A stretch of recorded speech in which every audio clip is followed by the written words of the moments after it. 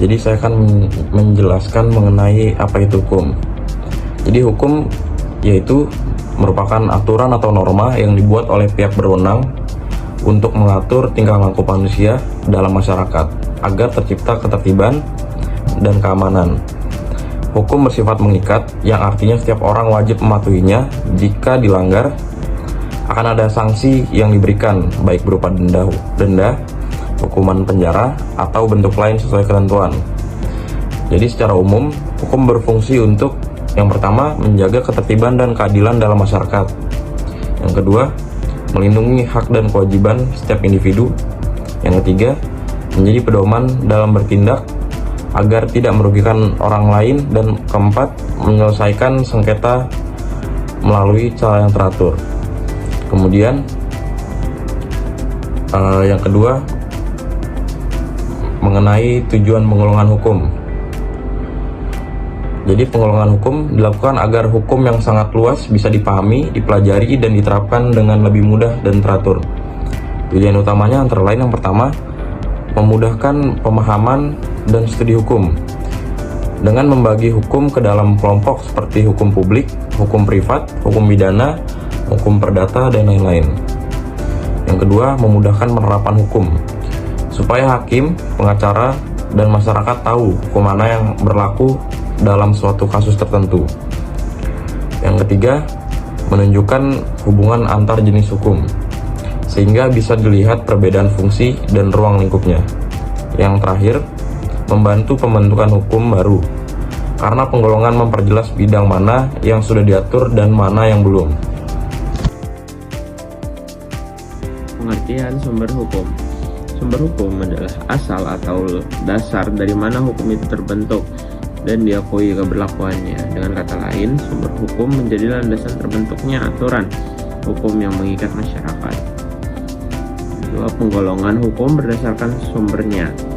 Ada hukum tertulis, hukum yang diformalkan dalam bentuk tulisan resmi oleh lembaga wewenang seperti UUD 45, UU Peraturan Pemerintah, Perda, dan juga KUHP.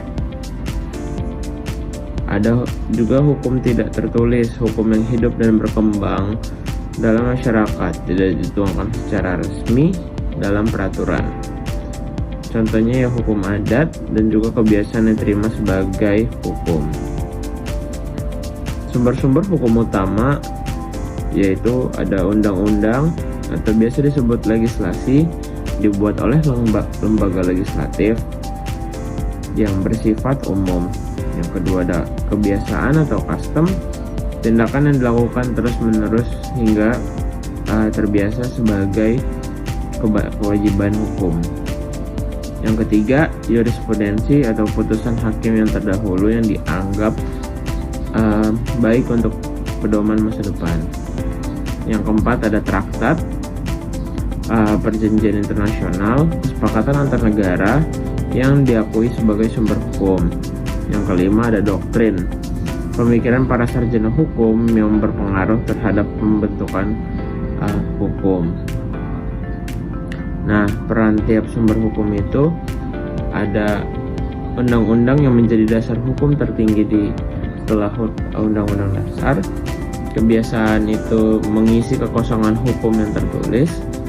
Jurisprudensi itu memberikan kepastian dan konsisten dalam praktik peradilan, dan traktat mengantar hubungan hukum antar negara, dan yang terakhir doktrin menjadi acuan dan inspirasi bagi pembuat hukum dan juga hakim. Ini aku akan menjelaskan penggolongan hukum berdasarkan isinya, yaitu perbedaan antara hukum publik dan hukum privat. Jadi, hukum publik adalah hukum yang mengatur hubungan antara negara dengan warga negara, atau bisa dibilang mengatur hal-hal yang menyangkut kepentingan umum. Contohnya, ada hukum tata negara yang mengatur struktur lembaga negara, hukum administrasi negara yang mengatur tindakan-tindakan pemerintah, dan hukum pidana yang mengatur perbuatan yang dianggap sebagai kejahatan seperti pencurian atau korupsi. Sedangkan hukum privat adalah hukum yang mengatur hubungan antar individu, antara pihak dalam masyarakat untuk kepentingan pribadi. cabangnya antara lain hukum perdata yang mencakup hal-hal seperti perjanjian, perkawinan, dan warisan, serta hukum dagang yang mengatur kegiatan bisnis dan perdagangan. Jadi, perbedaan utamanya ada di kepentingannya. Kalau hukum publik tujuannya melindungi masyarakat luas, sedangkan hukum privat lebih fokus pada hak dan kewajiban antar individu. Contoh sederhana, contohnya begini. Kalau ada kasus pencurian, itu termasuk hukum publik karena pelakunya melanggar aturan pidana dan merugikan masyarakat. Tapi kalau ada sengketa jual beli, misalnya seseorang tidak membayar barang yang sudah dibeli, itu termasuk hukum privat karena hanya menyangkut dua belah pihak saja. Nah, jadi gampangnya hukum publik itu urusannya negara dan masyarakat, sedangkan hukum privat itu urusannya antar individu. Itu penjelasan singkat dari aku. Di sini saya akan menjelaskan hukum menurut bentuk dan waktu berlakunya. Bentuknya ada dua, yaitu tertulis dan tidak tertulis. Kalau yang tertulis itu yang dikodifikasikan, contohnya KUHP, dan yang tidak tertulis itu bersumber dari kebiasaan, contohnya hukum adat. Kalau waktu berlakunya itu ius constitutum dan ius constituendum. Ius constitutum atau hukum positif adalah hukum yang berlaku saat ini. Kalau yang ius constituendum itu yang masih dicita-citakan, contohnya RUU Cipta Kerja. Di sini saya akan menjelaskan tentang penggolongan hukum berdasarkan wilayah berlakunya, isi, dan sifatnya. Yang pertama berdasarkan wilayah berlakunya. Yang pertama ada hukum nasional. Hukum nasional merupakan hukum yang berlaku dalam suatu negara dan dibuat oleh lembaga yang berwenang di negara tersebut. Tujuan dari hukum nasional ini yaitu untuk mengatur kehidupan masyarakat dalam negara tersebut. Contohnya ada UUD 1945, KUHP, dan UU ITE. Lalu yang kedua ada hukum internasional. Hukum internasional adalah hukum yang mengatur hubungan antara satu negara dengan negara lain. Tujuan dari hukum internasional ini yaitu untuk menciptakan keteraturan dan keadilan dalam hubungan antar negara. Contohnya ada Piagam Perserikatan Bangsa-Bangsa atau PBB, Konvensi Hukum Laut Internasional. Lalu yang ketiga ada hukum lokal. Hukum lokal adalah hukum yang berlaku di daerah tertentu dalam suatu negara yang sering disebut dengan perda atau peraturan daerah. Tujuan dari hukum lokal ini yaitu untuk mengatur kebutuhan khusus dalam suatu daerah. Contohnya yaitu Perda DKI Jakarta tentang larangan merokok di tempat umum dan Perda Bali tentang pelestarian budaya dan adat istiadat. Lalu selanjutnya ada pengelolaan hukum berdasarkan isinya. Yang pertama ada hukum objektif, yaitu hukum yang berlaku secara umum yang mengatur hubungan antar individu dalam masyarakat. Tujuan dari hukum objektif ini yaitu untuk memberikan pedoman umum tentang apa yang boleh dan tidak boleh dilakukan dalam bermasyarakat. Contohnya yaitu KUHP mengatur perbuatan dilarang bagi siapapun, dan KUHP mengatur hak dan kewajiban umum dalam perjanjian. Lalu yang kedua ada hukum subjektif, yaitu hak-hak yang timbul dari hukum objektif dan dimiliki oleh individu atau pihak tertentu. Tujuan dari hukum subjektif ini yaitu melindungi hak pribadi seseorang berdasarkan hukum umum. Contohnya, hak milik seseorang atas tanah berdasarkan hukum pertanahan nasional, dan hak cipta seorang penulis atas karyanya. Lalu selanjutnya ada penggolongan hukum berdasarkan sifatnya. Yang pertama ada hukum memaksa atau dwingenrecht, yang merupakan hukum yang tidak boleh dikesampingkan. Artinya hukum tersebut harus ditaati oleh semua pihak tanpa pengecualian. Tujuan dari hukum ini yaitu untuk menjaga ketertiban dan kepastian hukum.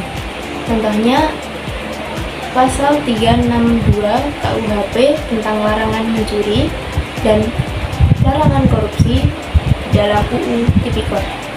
Yang kedua ada hukum mengatur atau Anvullendrecht, yang merupakan hukum yang boleh dikesampingkan. Artinya pihak-pihak dapat membuat aturan sendiri selama tidak bertentangan dengan hukum yang ada. Tujuan dari hukum mengatur ini yaitu untuk memberikan kebebasan mengatur hubungan hukum pribadi. Contohnya, dalam perjanjian jual beli, para pihak boleh menentukan pembayarannya sendiri. Kesimpulan dan relevansi penggolongan hukum di Indonesia. Penggolongan hukum merupakan fondasi esensial dalam memahami struktur dan dinamika sistem hukum suatu negara. Di Indonesia, sebagai negara dengan keragaman budaya, agama, dan sejarah kolonial, penggolongan hukum tidak hanya berfungsi sebagai alat klasifikasi, tetapi juga sebagai instrumen untuk mengintegrasikan berbagai sumber hukum yang berlaku. Kesimpulan utama dari pembahasan ini adalah bahwa penggolongan hukum seperti pembagian berdasarkan sumber yang terdapat hukum tertulis, kebiasaan, agama, cabang yang terdapat hukum pidana, perdata, tata negara, dan karakter, publik dan privat, membantu menciptakan kerangka yang kohen untuk mengelola kompleksitas hukum nasional.